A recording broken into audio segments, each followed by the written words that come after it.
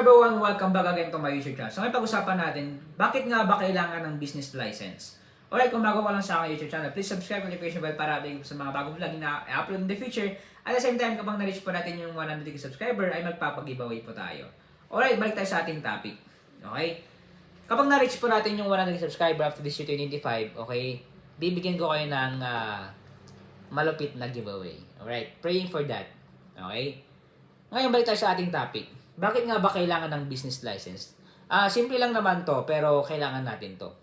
Para legal ang negosyo mo.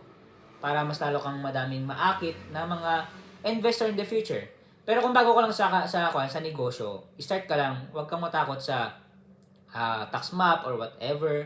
Okay? Kasi hindi naman agad-agad kumikita ka, diba? Ikaw kasi gagastos ka agad. Okay? Di ba, rin na lang kung magpa-franchise ka kasi ang franchising kasi kailangan talaga niyan license. Pero kung bago ka lang, wala kang budget, okay, executive ka lang. Alright? If you want to buy this book, please click the Facebook page, official link dyan sa description.